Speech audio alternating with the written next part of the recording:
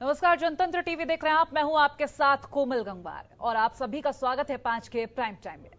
PM Modi ने बड़ा फैसला लेते हुए तीनों कृषि कानूनों को वापस लेने का ऐलान किया है।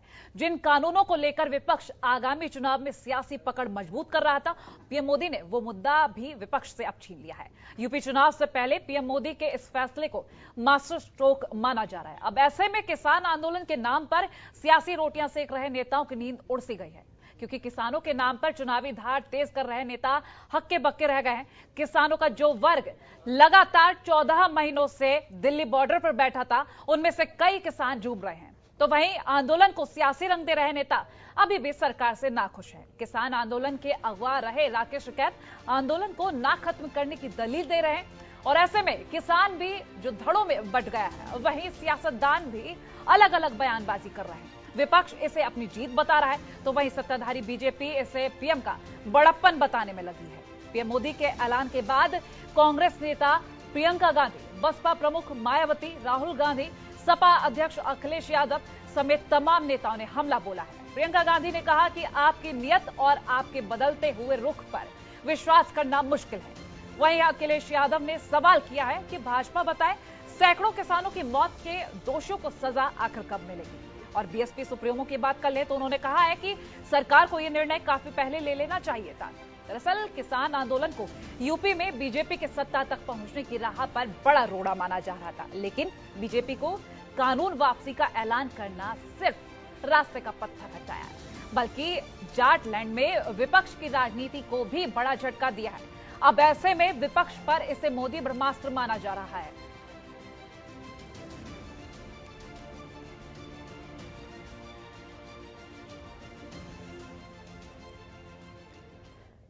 तो कृषि कानूनों की वापसी के बाद अब विपक्ष के पास किस तरीके के सवाल होंगे, तमाम इन चीजों पर डिबेट करेंगे। लेकिन उससे पहले सवाल, मोदी सरकार की तपस्या कैसे हुई फेल?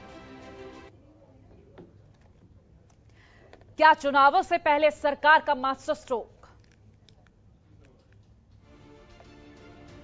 कानून की वापसी विपक्ष की जीत या पीएम का बड़प्पन? विपक्ष का अगला दांव क्या?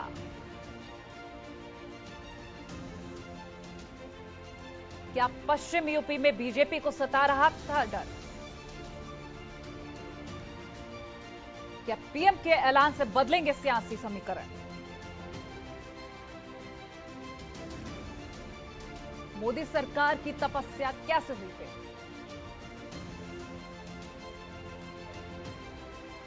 ये बड़े सवाल है जिनका जवाब शायद ही अभी मिल पाए, क्योंकि वक्त के साथ धीरे धीरे सभी सवालों के जवाब तो मिल रहे हैं, लेकिन क्या प्रतिनिधि इन सभी सवालों के जवाब दे पाएंगे?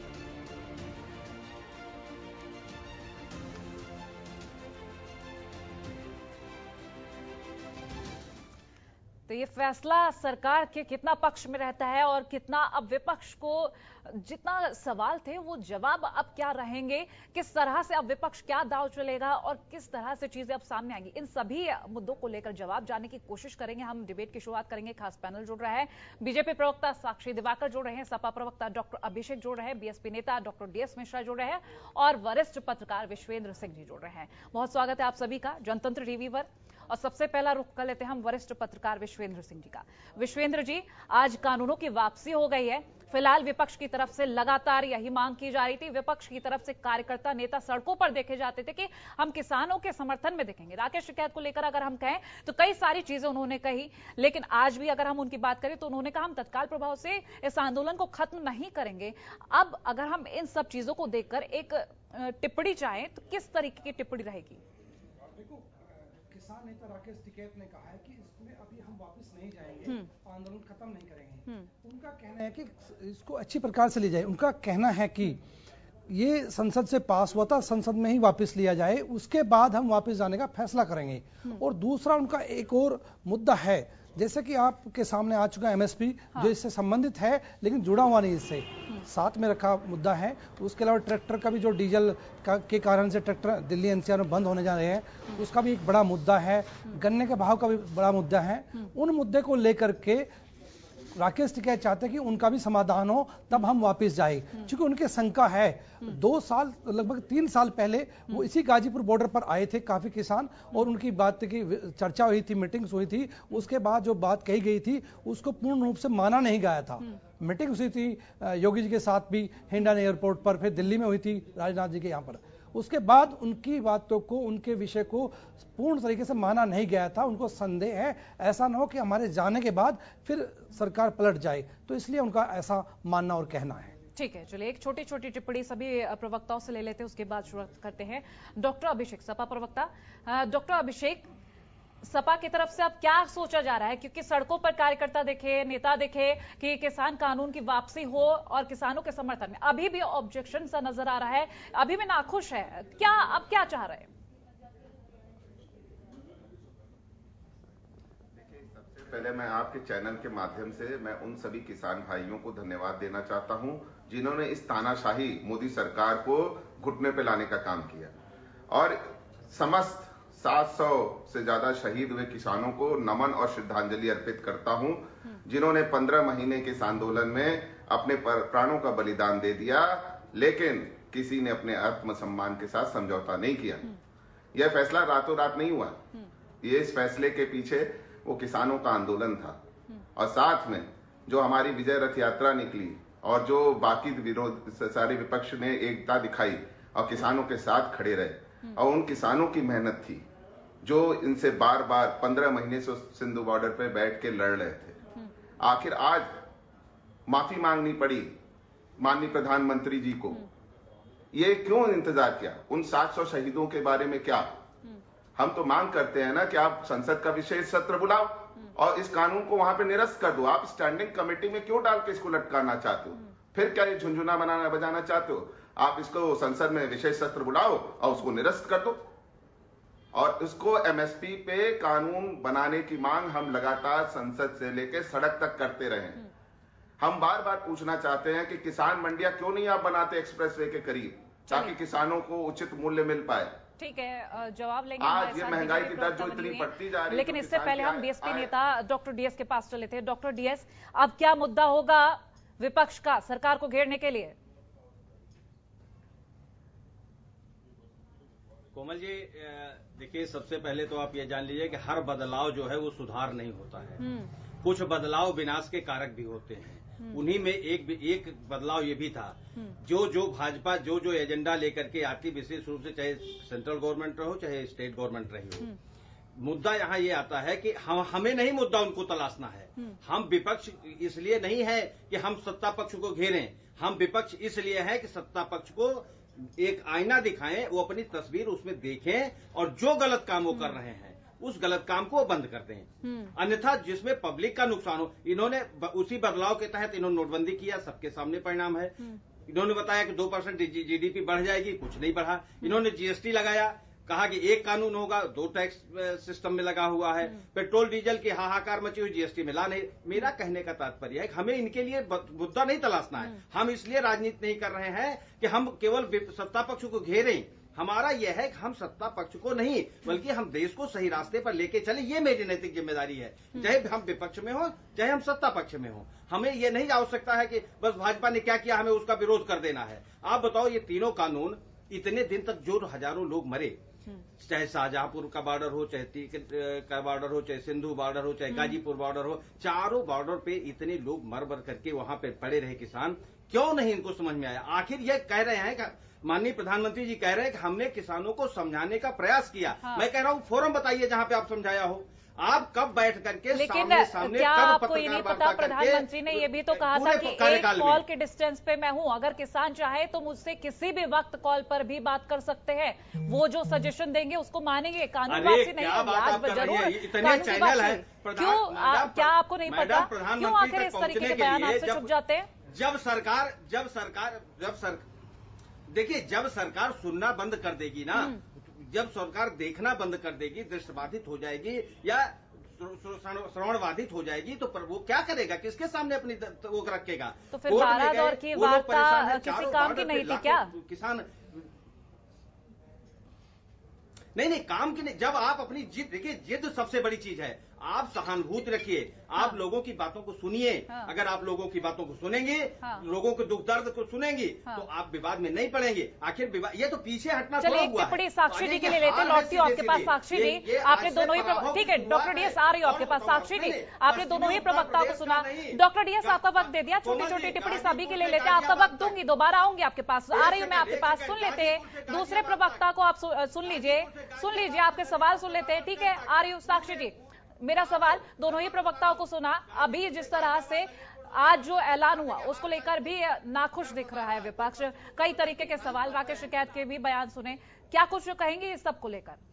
देखिए, गुरु पर्व के पावन दिन पर आज आदरणीय प्रधानमंत्री जी ने बड़ा दिल दिखाते हुए जिस कानून से किसानों को परेशानी थी, आज उसे वापस ले लिया गया है। लेकिन जो हमारे विपक्षी दल हैं, वो अभी तक किसानों की आड़ में राजनीति अपनी चमकाने चाह रहे थे। अब उनका जो मकसद था वो सफल नहीं हो पाया, इसलिए अब इन्हें इसमें भी परेशानी नजर आ रही है। भारतीय जनता पार्टी की अगर मैं बात करूं, पिछले 7 वर्षों से लगातार किसानों के हित में कार्य कर रही है। यही कारण है लगभग 1,62,000 करोड़ रुपए का सम्मान निधि के माध्यम से किसान भाइयों के अकाउंट्स में डाले। जिस समय कोरोना महामारी चल रही थी, उनको आर्थिक सहायता पहुंचे, तो लगातार हर कदम पे किसान भाइयों के कार्य कर रही थी भारतीय जनता पार्टी, उनको सहायता कर रही थी। लेकिन विपक्षी दल का जो मकसद था कि अपनी राजनीति चमकाने का जो वो प्रयास कर रहे थे इस आंदोलन के पीछे, वो अब सफल नहीं हो पाएगा। शायद इसलिए इनमें इतनी बौखलाहट नजर आ रही है। उनके कई सारे सवाल है, वो आपसे कुछ पूछना चाह रहे हैं। डॉक्टर डीएस, आप साक्षी जी से सीधा पूछ सकते हैं। साक्षी जी, इस बात को स्पष्ट करिए, नहीं, इस बात को स्पष्ट करिए यहीं पे कि आप भारतीय जनता पार्टी उनका सहयोग कर रही थी, सरकार कर रही थी।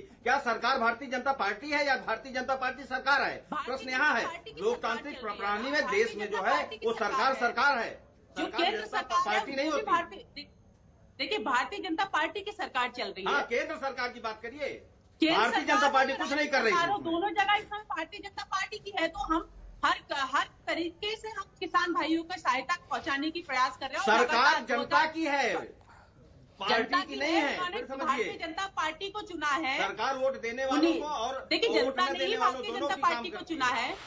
देखिए, जनता ने ही भारतीय जनता पार्टी को चुना है, और 2014 के बाद लगातार जनता का समर्थन जो बढ़ता चला जा रहा है, वो इसलिए बढ़ता चला जा रहा है क्योंकि भारतीय जनता पार्टी पूरे नेक इरादों के साथ में जनता को सहायता पहुंचा रही है।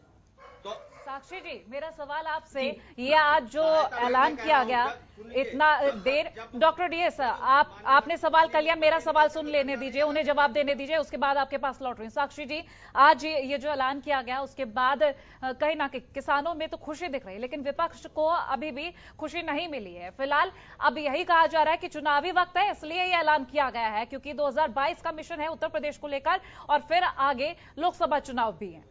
देखिए, चुनाव की अगर बात की जाए तो हर 6 महीने में चुनाव आते हैं, और अगर जब से ये कानून आया था उसके बाद कई चुनाव आए हैं जिसमें जनता ने हमें समर्थन दिया है। तो इसके लिए चुनाव को बीच में नहीं लाना चाहिए। चुनाव आते हैं, चुनाव जाते हैं, लेकिन भारतीय जनता पार्टी के पक्ष में जो जनता का समर्थन है वो 2014 से लगातार बढ़ता चला जा रहा है। और आपने भी देखा, बीच में कई चुनाव हुए, उसमें जनता ने पूरा समर्थन दिया, हमारे किसान भाइयों ने भी पूरा समर्थन दिया, और जनता के साथ हम पार्टी भी, हमारी जो सरकार है वो भी लगातार किसान भाइयों के लिए हित में कार्य कर रही है।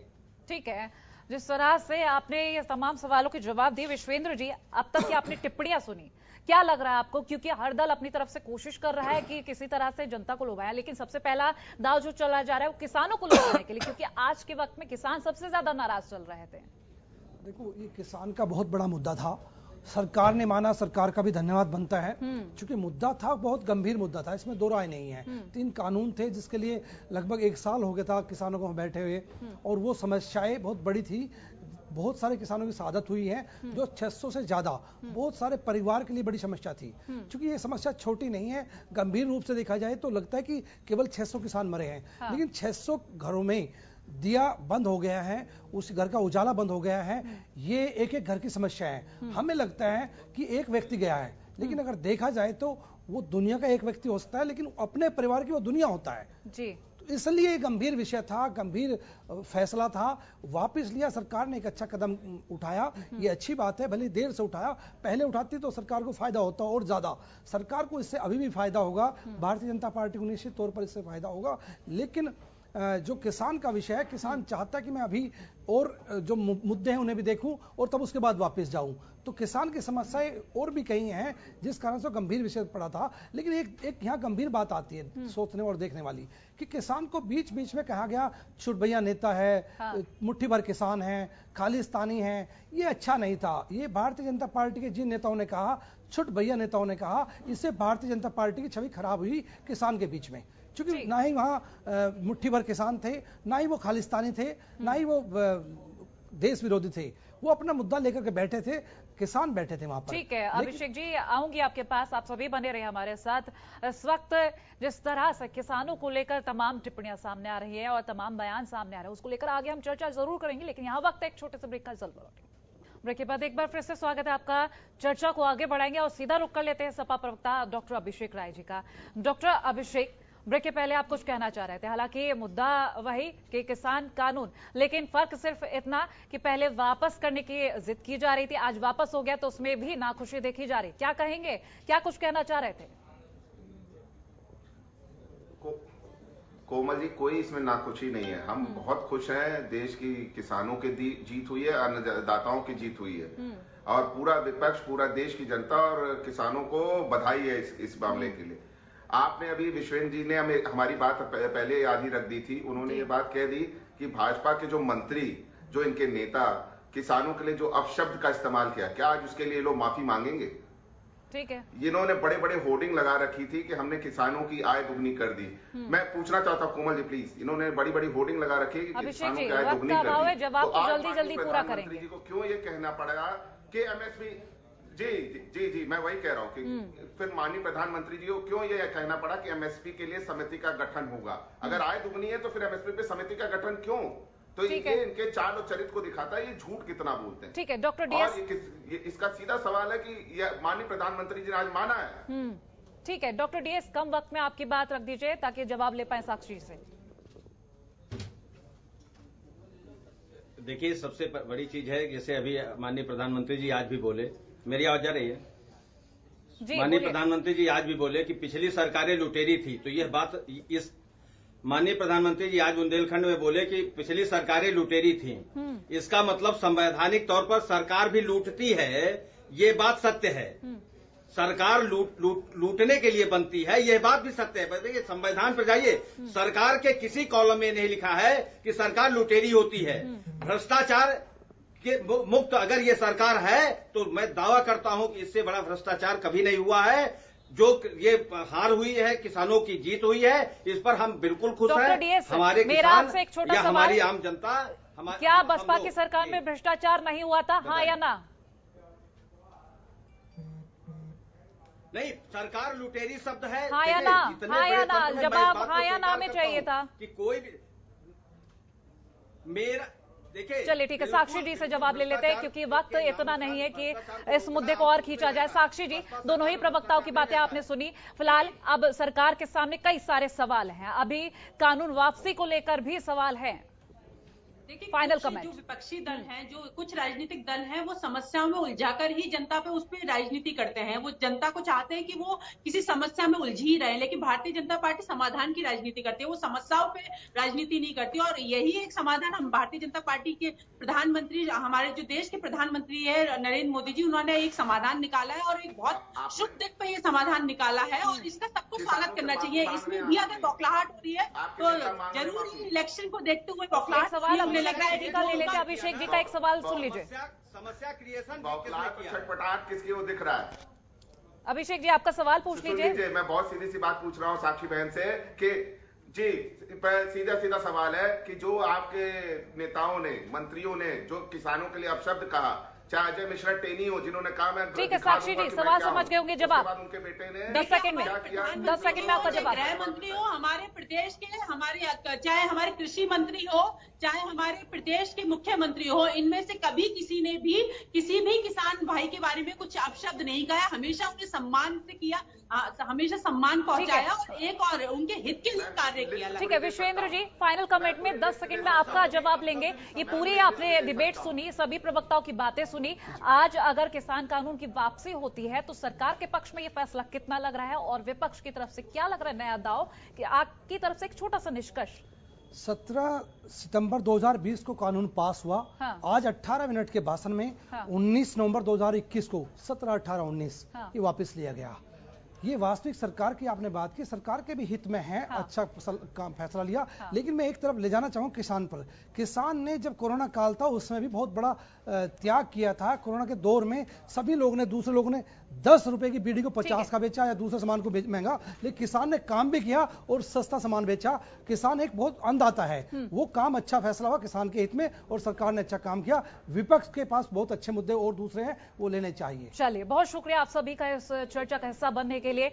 तो विपक्ष पर मोदी का ब्रह्मास्त्र, क्या अब अगला दांव होगा विपक्ष का, किस तरीके से अब अन्य सवाल सामने आएंगे, ये वक्त बताएगा। क्योंकि आज किसान कानून की वापसी हो चुकी है, जो अब तक का सबसे बड़ा मुद्दा था विपक्ष का। अब विपक्ष से जब यही मुद्दा छीन लिया गया तो अब किस तरीके का मुद्दा सामने आएगा, ये देखने वाली बात होगी। चुनाव पर किस तरीके का असर रहेंगे, ये वक्त बताएगा। लेकिन फिलहाल हमारी इस खास चर्चा में इतना ही। देखते रहिए जनतंत्र टीवी। नमस्कार। खबरों के निष्पक्ष विश्लेषण के लिए सब्सक्राइब करें Janatantra TV and press the bell icon. Never miss any update.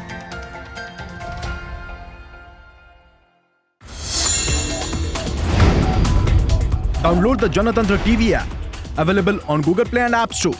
Download it now.